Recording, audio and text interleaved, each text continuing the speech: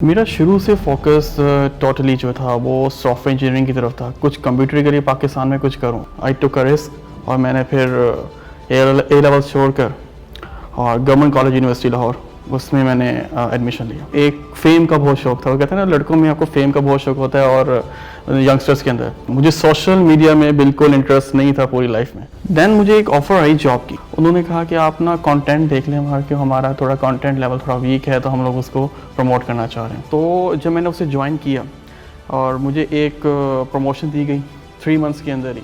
आप प्रोबेशन के बाद एक असिस्टेंट मैनेजर लग जाएँ और उसके बाद आपको एक सबसे बड़ा प्रोजेक्ट आपको दे दिया जाए, पाकिस्तान क्रिकेट बोर्ड। दुनिया न्यूज़ और एक्सप्रेस की बात करूँ, ये मैंने टोटली ज़ीरो से प्रमोट किए थे, ज़ीरो से स्टार्ट किए थे। तब इनके ऊपर कोई इनकी प्रेजेंस नहीं थी डिजिटल के ऊपर।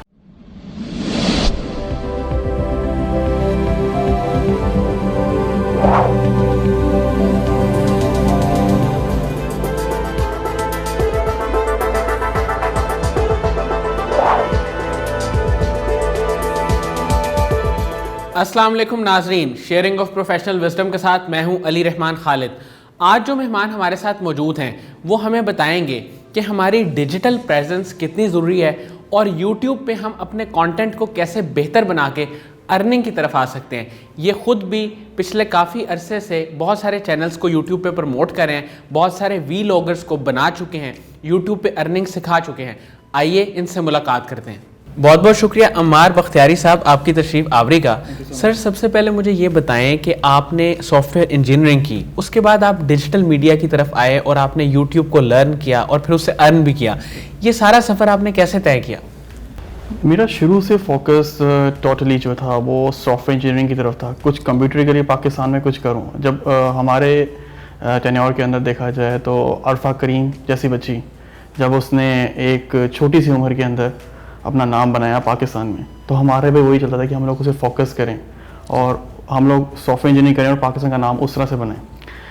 तो यहाँ तक कि मुझे ओ लेवल्स मैंने जब किया, उसके बाद मुझे ए लेवल्स में कोई कंप्यूटर्स के अंदर कोई एडमिशन नहीं मिल रहा था। ठीक है। बिकॉज के ए लेवल्स कंप्यूटर्स कम ही करवाता है, वो बायो पे फोकस करवाते हैं। But I took a risk और मैंने फिर ए लेवल्स छोड़कर और गवर्नमेंट कॉलेज यूनिवर्सिटी लाहौर उसमें मैंने एडमिशन लिया। ठीक है। ये मेरे प्रोफाइल था। मैंने वहाँ से फिर उसके बाद इंटरमीडिएट करने के बाद और फिर मेरा और मैच्योरिटी लेवल अबव हुआ। मैं थोड़ा और कंप्यूटर में मेरा इंटरेस्ट लेवल इंक्रीज़ हुआ। मैंने यूनिवर्सिटी में एक अच्छे CGPA के साथ मैंने अपना पास आउट किया। देन मुझे एक ऑफ़र आई जॉब की फ्रॉम वन कंटेंट एग्रीगेटर। तो उसके अंदर मैं एज अ वेब डेवलपर के तौर पर ज्वाइन करना चाह रहा था और ज्वाइन किया। और जो मैंने ज्वाइन किया उसके बाद मुझे एक फेम का बहुत शौक था। वो कहते हैं ना, लड़कों में आपको फेम का बहुत शौक होता है और यंगस्टर्स के अंदर कि हमें एक पोजीशन मिल जाए और हमें एक फेम मिल जाए एक यंग उम्र के अंदर। तो मुझे वहाँ पर ये बताया गया कि आप 3 महीने के बाद, क्योंकि कंटेंट का काम था उनका, उन्होंने कहा कि आप ना कंटेंट देख लें हमारा, कि हमारा थोड़ा कंटेंट लेवल थोड़ा वीक है तो हम लोग उसको प्रमोट करना चाह रहे हैं। आई सेड ओके, आप मुझे अगर पोजीशन अच्छी देते हैं तो मुझे कोई फ़र्क नहीं पड़ता कि मैं ठीक है, मैं उसको लेने के लिए रेडी हूँ। देन मुझे सोशल मीडिया में बिल्कुल इंटरेस्ट नहीं था पूरी लाइफ में।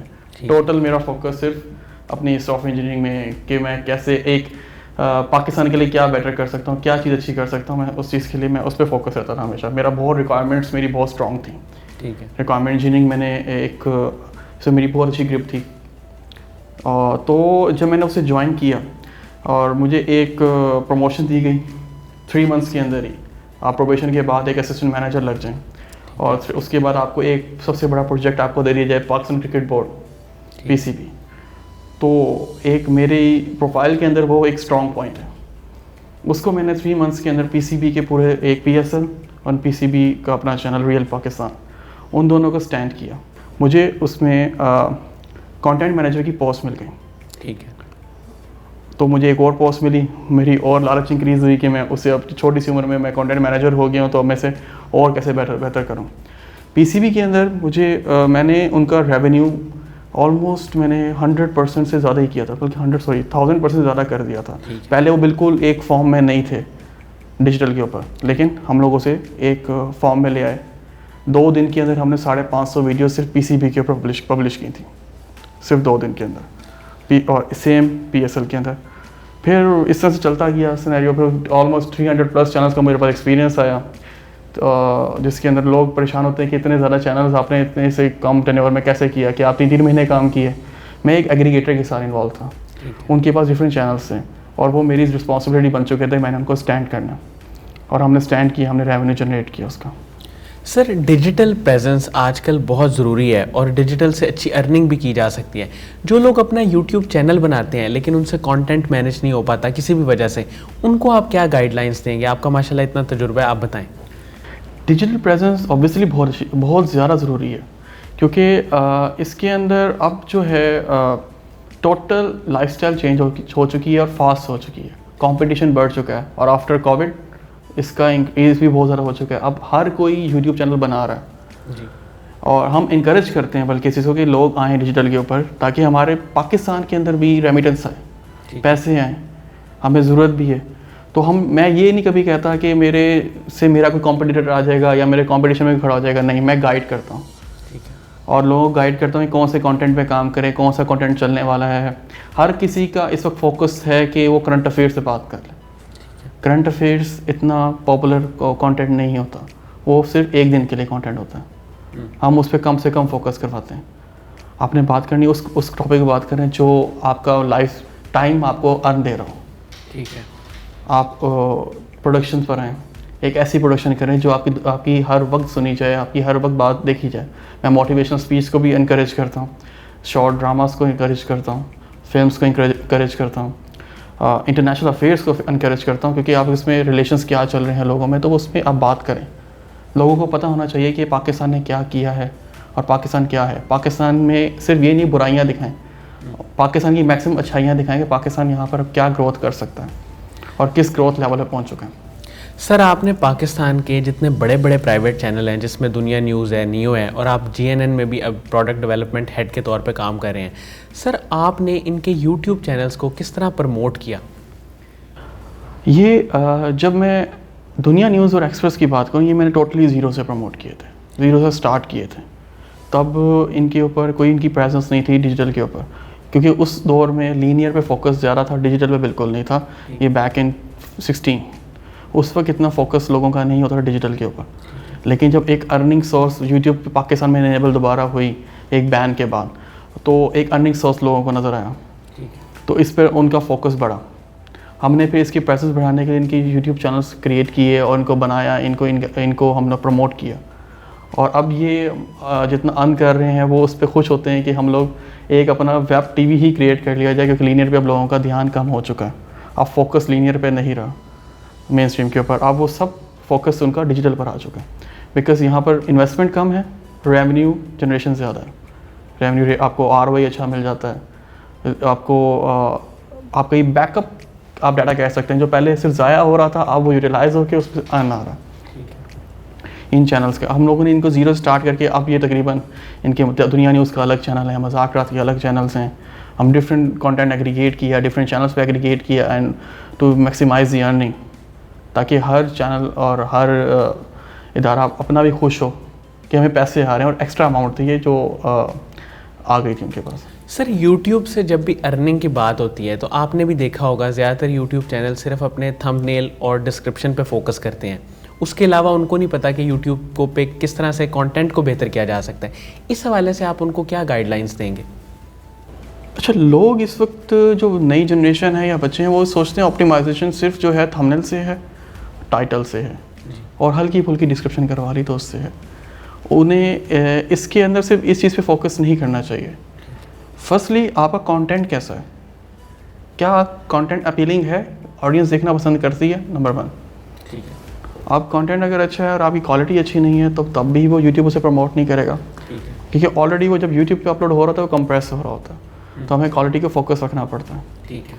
तो क्वालिटी कैसी है, उसके बाद आपकी ऑप्टिमाइजेशन में आपका सिर्फ थंबनेल और टाइटल नहीं आता, डिस्क्रिप्शन भी आते हैं, उसकी कार्ड्स आते हैं, उसकी एंड स्क्रीन आती है, एंड मोस्ट इंपॉर्टेंटली आपकी कम्युनिटी इंगेजमेंट आपने कितनी रखी हुई है। अगर आपकी कम्युनिटी इंगेजमेंट है अच्छी तो आपको रिटर्न सब्सक्राइबर रेट अच्छा मिलता है, और जिनका रिटर्न सब्सक्राइबर रेट अच्छा होता है उनकी अर्निंग एंड वॉच टाइम भी अच्छा होता है। सर जो लोग डिजिटल मार्केटिंग एक्सपर्ट बनना चाहते हैं और डिजिटल प्रेजेंस को सीखना चाहते हैं, कंटेंट मैनेजमेंट सीखना चाहते हैं, उनके लिए आप क्या रिकमेंड करेंगे? वो सबसे पहले क्या करें? अच्छा, जो लोग इस पर डिजिटल मार्केटिंग सीखना चाहते हैं, हम उन्हें इनकरेज करते हैं कि आप आएँ, सीखें। इनके लिए कोई स्पेशल कोर्स के पीछे ना भागें, ठीक है। क्योंकि कोर्स सिखाने के लिए बहुत लोग होते हैं और ये बताने के लिए कोई नहीं होता कि अर्न कैसे करना है। ठीक है। सिखा देंगे, आपको सर्टिफिकेशन करवा देंगे, आपको अपने पास सर्टिफिकेट भी दे देंगे कि आप डिजिटल एक्सपर्ट बन गए, लेकिन जब आपको कुछ आता ही नहीं है तो आप कैसे प्रेजेंस अपनी बनाएंगे? हम कीड़े नहीं बन सकते पढ़ाई के। आपने अपने दिमाग से सोचना पड़ता है आपने क्या करना है, आपने किस कंटेंट, आप में इतनी कैपेबिलिटी है। आप हर कोई कंटेंट क्रिएटर नहीं होता और हर कोई कंटेंट ऑप्टिमाइज़र भी नहीं होता। अगर कंटेंट क्रिएटर ऑप्टिमाइज़र बनने की कोशिश करता है, डिजिटल एक्सपर्ट बनने की कोशिश करता है, तो वो फ्लॉप होता है। वो एक कुछ जब चीज़ें एक्स्ट्रा सोच रहा होता है एक लड़का कि मुझे पता है सब कुछ कैसे करना है, वही लोग फंसते हैं, वही ग्रोथ नहीं करते। वो लोग ग्रोथ करते हैं जो एक टीम वर्क के साथ काम करते हैं। जब मैंने गूगल की सर्टिफिकेशंस की, जिसमें मेरे 5 यूट्यूब के सर्टिफिकेट्स थे, और मैंने उस टाइम में किए थे जब पाकिस्तान में बहुत कम लोगों को पता था कि गूगल की कुछ सर्टिफिकेशंस भी हैं। ठीक है। बैक इन 2017 से स्टार्ट की थी मैंने। उसके बाद से मैंने 15+ गूगल एड्स की सर्टिफिकेशंस की, तो 20 तकरीबन सर्टिफिकेट्स इनके ही थे गूगल के। और लोग कुछ हमारी मार्केट में लोग ऐसे होते हैं, कहते हैं कि यार वहाँ बहुत लोग कम हैं, वी शुड नॉट एनकरेज के लोग सर्टिफिकेशंस करें, हमारी वर्थ कम हो जाएगी। लेकिन मैंने उनको गाइड किया, नहीं, इससे जितनी आप सर्टिफिकेशन करते हैं तो कोई भी लड़का है तो वो उसको एक प्रोफाइल में लिखा जाता है कि आप ये सर्टिफाइड है। तो मैंने जो बच्चा मेरे पास आता है पूछता है क्या करूं मैं अपनी लाइफ में, कि मेरे पास ये सर्टिफिकेशन कुछ नहीं है तो मुझे क्या जॉब मिल जाएगी, हम उन्हें गाइड करते हैं कि सिर्फ सर्टिफिकेशन के पीछे भागो नहीं, लेकिन फिर भी हम लोग करवाते भी हैं। थोड़ी डिफ़िकल्ट होती हैं, 85% आपको मिनिमम चाहिए होता है पास आउट करने के लिए, और जब हमने किया था 95% था, उनके पासिंग रेशियो बहुत ज़्यादा थी।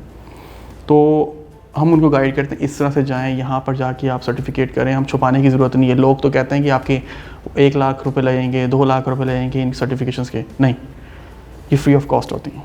ठीक है। ऑनलाइन सर्टिफिकेशन आपकी टोटल फ्री ऑफ कॉस्ट है। सर आपने इतनी छोटी उम्र में इतना सारा काम किया, इसके पीछे आपकी इंस्पायरेशन, मोटिवेशन कौन लोग थे? क्या आपको घर वालों ने बहुत ज़्यादा सपोर्ट किया? देखिए, घर वालों की सपोर्ट, वालिदैन और मेरे ग्रैंड पेरेंट्स की दुआएं तो मेरे साथ हमेशा से थी। ठीक है।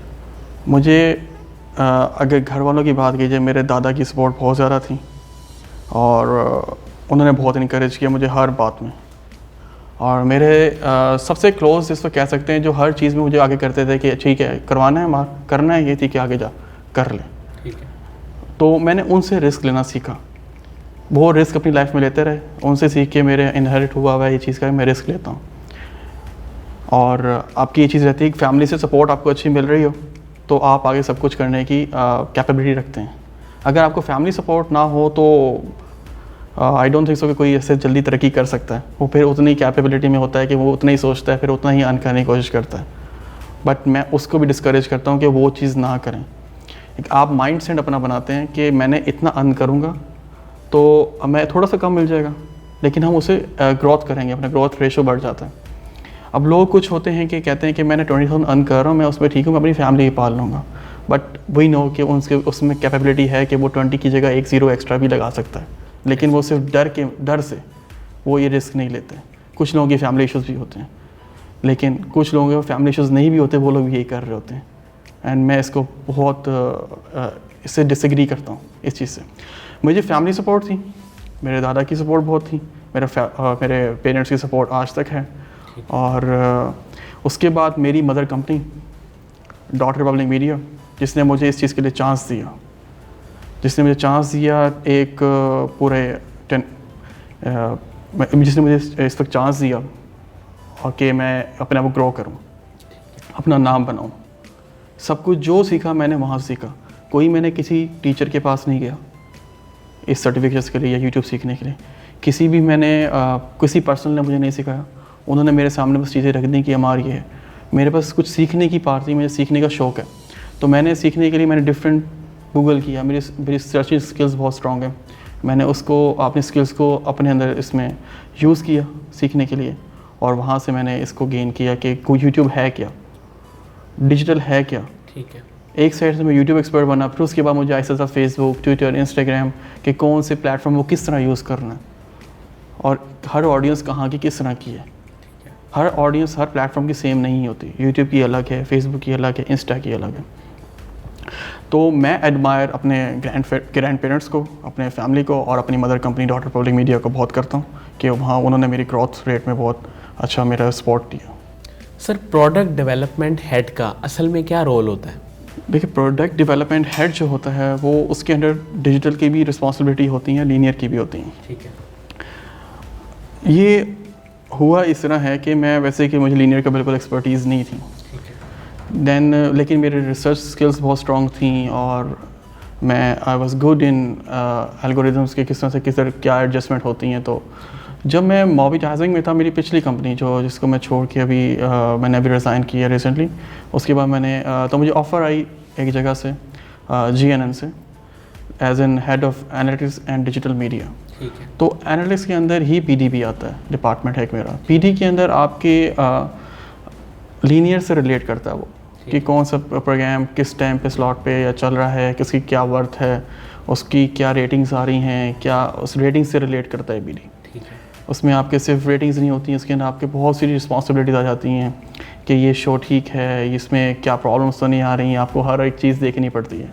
तो मोस्ट इंपॉर्टेंट एक रोल उसमें क्रिएट हो जाता है। इस वक्त जो हर चैनल के ना रोल्स अलग होते हैं। ठीक है। हर चैनल के रोल्स फोकस अलग होता है, उनका विजन अलग होता है। जैसे GNN उनका विजन टोटल, उनका काफ़ी विजन जो है वो डिजिटल के ऊपर भी है। ठीक है। अब डिजिटली जो स्ट्रांग होना चाहते हैं उनको फिर डिजिटली एक्सपर्ट भी चाहिए होता है ताकि वो उस लिहाज से फोकस कर सकें। ऐसे ही। एंड प्रोबेबली हमारे डिफरेंट प्रोजेक्ट्स हैं जो डिजिटली ही हम लोग उसे सपोर्ट कर सकते हैं इन GNN एज वेल, ठीक है। Not only GNN, government foods.